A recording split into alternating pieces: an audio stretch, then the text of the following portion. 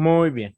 Para yo poder realizar el inversor, me enfoqué en tres videos que conseguí. En la descripción de este video les dejo los enlaces en la que me dieron suficiente información de cómo poder construir el inversor. El principal video que me enfoqué fue en este. Acá se hace un diseño basado en el controlador EGS 002, donde, aunque el video está en inglés, especifican muy bien el diseño.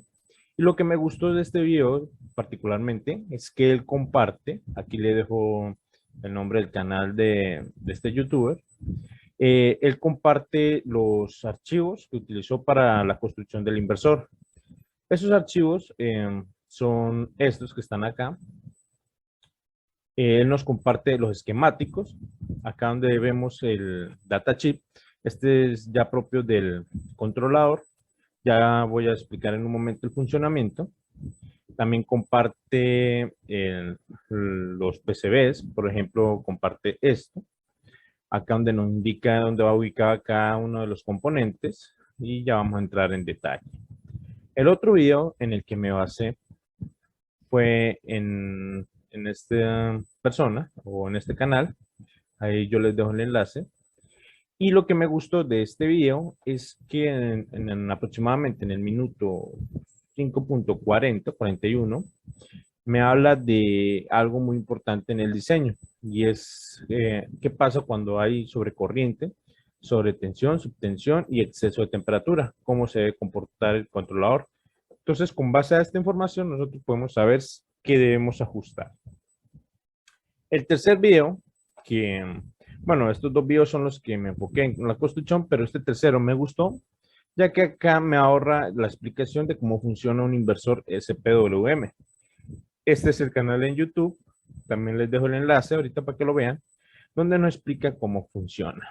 Ahora, vamos a entrar en detalle en el diseño basado en este controlador y vamos a mirar qué es lo que hay que hacer. Lo primero que voy a hacer, recordemos que él comparte acá los documentos y eso es lo que yo voy a ver. Acá en los esquemáticos vemos este diseño. Este diseño es el datachip del controlador. Es un diseño muy básico de un controlador de SPWM. Ya si nosotros queremos modificar ciertas cosas, eso ya depende de nosotros. Pero yo lo que voy a hacer es montarlo tal y como está y tal como el logo lo montó, pues para ver el funcionamiento y después iré modificando cosas, ¿no?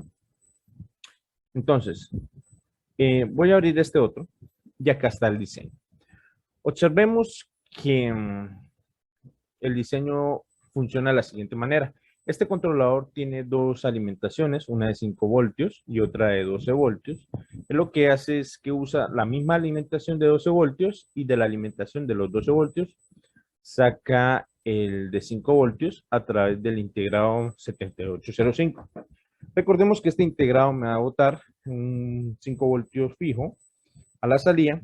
Entonces, lo que se hace es que la alimentación de 12 voltios que nosotros tenemos pasa a través del 7805 y de ahí mismo se saca los 5 voltios. Ok, ahora, si nosotros observamos este circuito, voy a explicarlo paso a paso. Vamos a mirar los pines del controlador, que serían todos estos. El pin 17, observemos que el 17 va conectada a una resistencia de 2.2K y va conectada a un transistor. El funcionamiento o la función de este pin es activarme este transistor para que se encienda el ventilador. El- Esta persona lo que hizo fue utilizar voy a mostrarlo acá, otro transistor, en este caso fue un TIP 31C.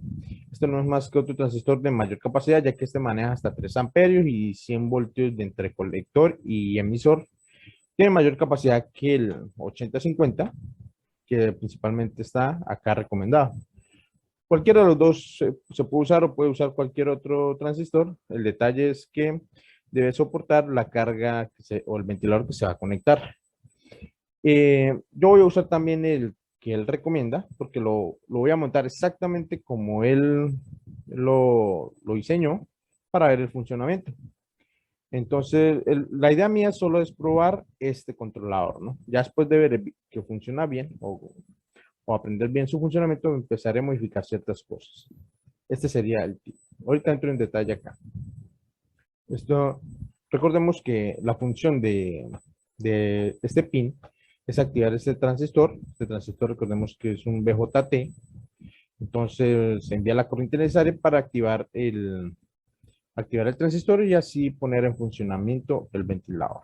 Este ventilador, observemos que se supone que un ventilador de los que usan los computadores de 12 voltios, pero se conecta a la entrada de 12 voltios. Si fuera uno que funciona a 5 voltios, pues tocaría conectarlo a 5 voltios, ¿no? Entonces, cuando los MOSFET tienen demasiada temperatura, simplemente él activa este transistor y empieza a funcionar el ventilador. Ahora, pero ¿cómo sabe el controlador que debe activar el ventilador? Eso lo hace a través de este termistor, que es un NTC, y este es un sensor de temperatura de 10 kiloohmios.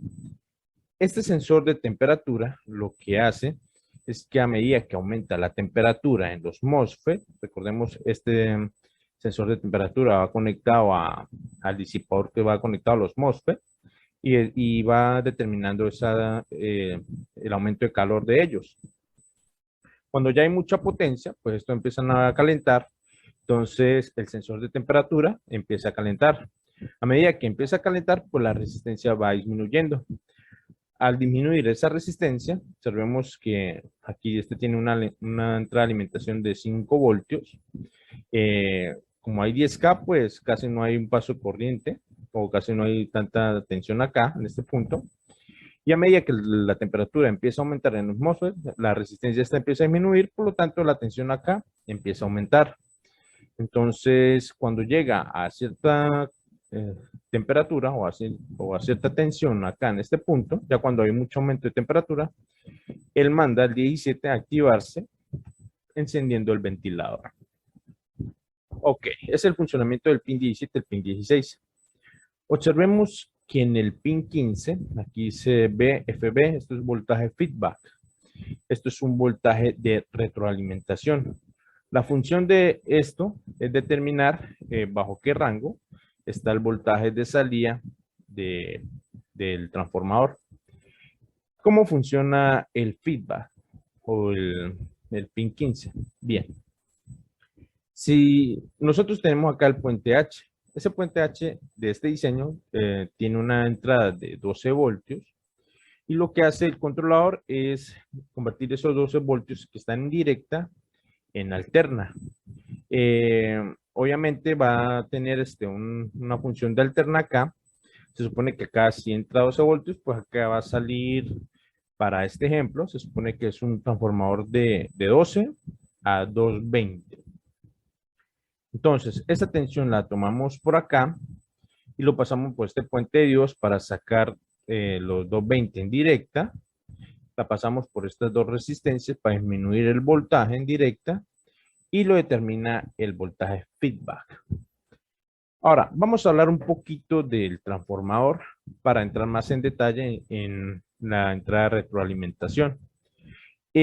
Recordemos que el funcionamiento en un inversor SPWM es simular una onda senoidal por medio de este capacitor que está acá.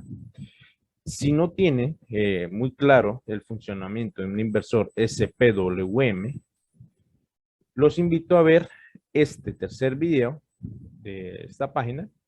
Yo les dejo un enlace. Aquí, este usuario, pues explica muy bien cómo funciona el inversor SPWM. Aunque si ya están acá es porque ya tienen un previo conocimiento, pero si quieren lo pueden venir a revisar.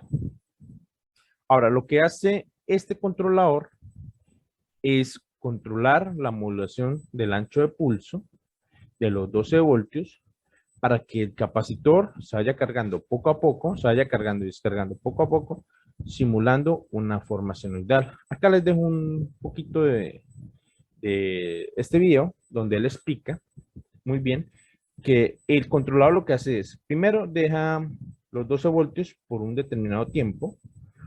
Aquí hice un porcentaje de 1%, bueno, después lo deja 5%, pero este 5% lo que equivale es la cantidad de tiempo que anda encendido los 12 voltios. Porque si acá es 0 y acá son 12 voltios, entonces 1% quiere decir el 1% del tiempo encendido y después lo deja un poquito apagado. Después 5% encendido y otro poquito apagado. Esto es un ejemplo de cómo funciona. Acá cuando vean este video van a entender muy bien ese funcionamiento. Ahora, entonces la idea principal del inversor SPWM es controlar estos anchos de pulsos para que el capacitor se vaya cargando gradualmente y así poder simular la carga o una forma senoidal de la corriente alterna. Recordemos que la carga de un capacitor pues tiene esa forma y la descarga pues tiene una forma también como, bueno, se va descargando poco a poco, pero si controlamos estos anchos de pulsos podremos simular un capacitor como si estuviera o el comportamiento como si fuera una fuente de corriente alterna, ¿no? La idea principal del inversor SPWM es tener este tipo de onda. Porque el inversor si no usamos el inversor SPWM y más bien usan el inversor PWM, en realidad sería ondas cuadradas o dependiendo de la cantidad de puente H que tenga, pues se modifica esos escalones, ¿no? Entonces, la idea del inversor SPWM usando ese capacitor es cargar poco a poco el capacitor y descargarlo poco a poco para que vaya obteniendo esa forma de onda. Aquí lo pueden explicar muy bien. Ok, ahora, volviendo a este tema, observemos que se supone que si acá hay 12 voltios, acá, y este puente H lo que hace es convertirlo en alterna, ¿sí?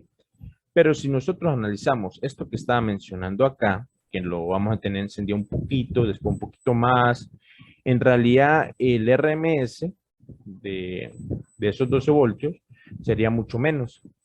Me explico. Si yo tengo 12 voltios acá y voy a estar activando y desactivando el inversor, el puente H, acá en realidad no va a haber 12 voltios RMS en alterna, sino posiblemente va a haber menos. Para hablar de algún ejemplo, unos 10 voltios RMS, ¿cierto? Recordemos que dependiendo de la zona en la que vivamos, si están en Colombia, acá el estándar es 120 voltios. Pero esos 120 voltios que manejamos acá de estándar, algunos tendrán 110, otros tendrán 123, 124, etcétera. Pero supongamos que el estándar es 120 voltios. Quiere decir que el RMS de estos 120 voltios en realidad tendrá un pico mucho mayor. Me explico. Si nosotros en Colombia tenemos un estándar de 120 voltios RMS, es porque se divide la amplitud máxima en raíz de 2. Al dividir la amplitud máxima en raíz de 2, nos da el 120 que manejamos en Colombia. Lo cual quiere decir que la amplitud máxima sería los 120 multiplicado por raíz de 2 para ondas senoidales, y obtenemos 169.7 aproximadamente, ¿no? Quiere decir que el pico máximo, la amplitud máxima de la onda es alrededor de 169.7 voltios, lo cual nosotros cuando medimos con el multímetro en el toma de corriente de la casa, vamos a obtener es 120 voltios, pero RMS, lo cual significa que el pico sería alrededor de 169 voltios. ¿Por qué menciono esto? Porque acá en este esquemático se supone que acá entra 12 voltios en alterna, de acá salen 220. Esto debe ser el estándar de esa región, pero eso depende del diseño del transformador, porque si nosotros compramos un transformador de esos que venden en las electrónicas, un ejemplo, si compramos un transformador de 120 voltios a 12 voltios, a conectarlo de 12 voltios a 120 voltios, posiblemente no tengamos 120 voltios a la salida debido a que acá no vamos a obtener 12 voltios en la entrada, ¿sí? Yo, yo puedo conectar 12 voltios en directa acá, pero como no estamos enviando los 12 completamente acá, sino de a pedacitos, posiblemente el RMS acá está llegando alrededor de los 10 voltios y el transformador se está diseñado para bajar de 120 voltios a 12 y lo conectamos acá en D12. Lo más seguro es que al entrar 10 esté saliendo 110 voltios o alrededor de 100 voltios. Voy a explicar mejor por medio de un tablero. Ahora, supongamos que tenemos un transformador que compramos en la electrónica, ese que baja la tensión de 120 voltios RMS a una tensión de 12 voltios. Acá tenemos la entrada, acá tenemos la salida. Ok, esta sería la forma de onda de la entrada. Sería una onda de este tipo. Bien, supongamos que esa es la onda, ¿no? Si nosotros la tensión de nuestras casas es, si estamos en Colombia sería 120 voltios, pero este voltaje es RMS. Y a la salida tendríamos un voltaje de 12 voltios VRMS. Por lo tanto, la forma de la onda de la salida fue la misma que la entrada, solo que con menos amplitud. Voy a ver si lo puedo disminuir. Vamos a ver.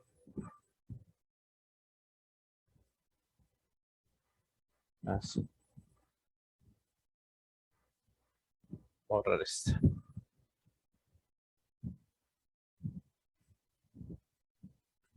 Ok. Entonces, si esto es 120 voltios, quiere decir que la amplitud máxima, esta amplitud, pues está alrededor de 169.7 voltios, voltaje pico. Esa sería la amplitud máxima y el voltaje RMS serían 120 voltios.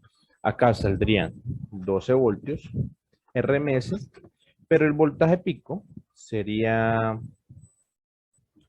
pues serían 16 voltios también, ¿no? Aquí serían 16.7 voltios aproximadamente. Es lo mismo que multiplicar, en vez de 120, pues sería multiplicar los 12. Esto nos da 16 bueno, en realidad 16.9, ¿no? ¿Qué es lo que trato de explicar? Que si nosotros al transformador le conectamos 120 acá y sale 2 acá, también podríamos conectarle 2 acá y acá saldría 120. Pero para este caso no va a ser así porque, recordemos acá en el esquemático, esto lo voy a conectar es con una tensión de 12 voltios en directa y este integrador lo que va a hacer es controlar el ancho de pulso de tal forma de que el capacitor que está acá, se vaya cargando y descargando poco a poco para simular una señal senoidal. En esta parte del video lo explican bien. Entonces, si nosotros observamos, hay varias veces en las que los 12 voltios están en realidad en cero, la fuente está apagada, por lo tanto, el promedio de la suma de las tensiones no va a ser 12 voltios, porque si acá hay 0 y acá hay 12, pero en cierto rango de tiempo va a estar varias veces apagado por poquito tiempo, alrededor de los microsegundos, milisegundos, pues no va a haber un 12 voltios constante, sino va a haber menos de 12 voltios. Pueden ser, no sé, 10 voltios, 9 voltios, dependiendo de cómo el convertidor se encargue de modular estos anchos de pulso, ¿no? Muy bien. ¿Por qué les digo esto? Lo que trato de decirles es que acá depende exclusivamente, la salida depende exclusivamente del diseño del transformador. Si yo compro un transformador de los que convierte de 120 voltios y salen 12 para conectar los 12 y esperar 120 a la salida, no me va a dar 120, porque en realidad lo que va a entrar acá es una tensión menor. Va a entrar en realidad, supongamos que 10 voltios, aquí pues obviamente por la relación de transformación va a salir menos de los 120. ¿Cómo se puede corregir eso? Una forma de corregir eso es modificar un poquito el diseño, porque recordemos que de acá sacan la tensión de 12 voltios para el integrado, modificar el diseño y desconectar de acá y conectarlo exclusivamente a una fuente de tensión mucho mayor, que en vez de conectar acá 12 voltios se podría conectar a 14 voltios, 15 voltios. Podemos controlar la tensión de acá, ya que estos MOSFET pueden soportar bastante tensión.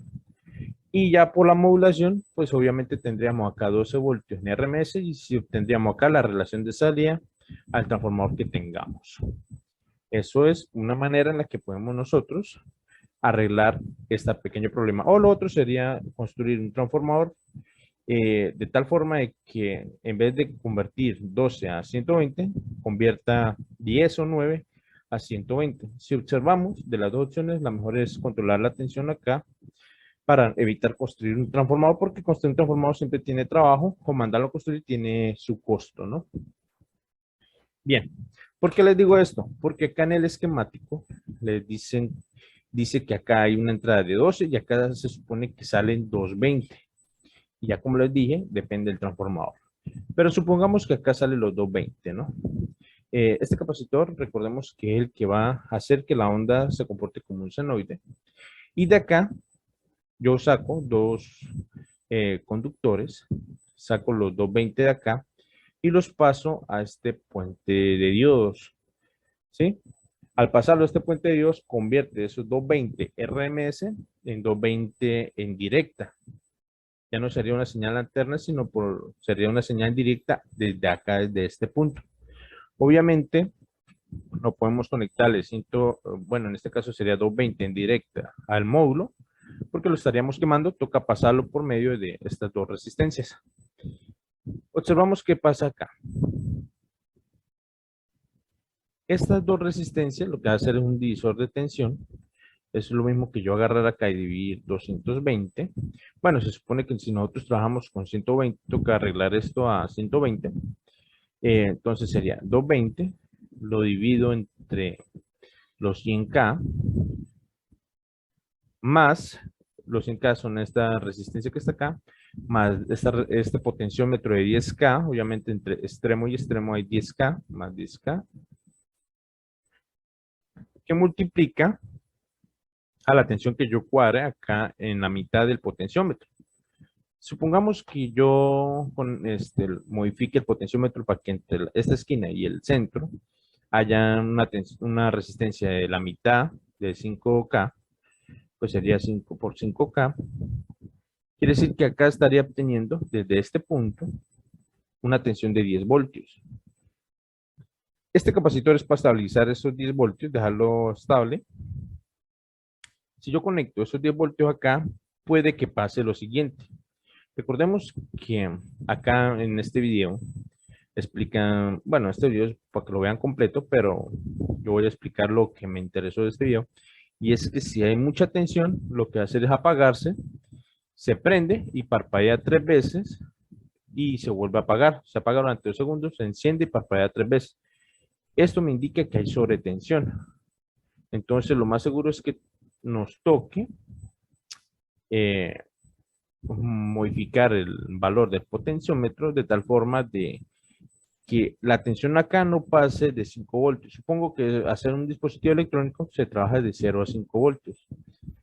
Entonces, si yo modifico acá, tendría que bajarle a la resistencia al potenciómetro, digamos, lo voy a poner en 3K, 6 voltios, todavía está por encima de 5, voy a ponerlo en 2.4, 4.8, listo. Cuando nosotros empezamos a manejar bien el voltaje de este potenciómetro en ese rango, entre 0 y 5, lo que vamos a hacer es controlar la amplitud de la onda de este punto. ¿Qué es lo que hace el integrado? Dependiendo de la tensión que esté acá, que esté en el rango entre 0 y 5, él va a modificar este ancho de pulso, estos anchos, de tal forma de mantener una tensión estable. ¿Qué significa eso? Bueno, yo en el momento que haga el montaje del diseño, muevo el potenciómetro y dejo trato de dejar la tensión al estándar en el que estoy trabajando o dependiendo de la aplicación. Si yo lo que quiero es tener el voltaje de alimentación estándar, que en este caso en Colombia es 120 voltios, RMS,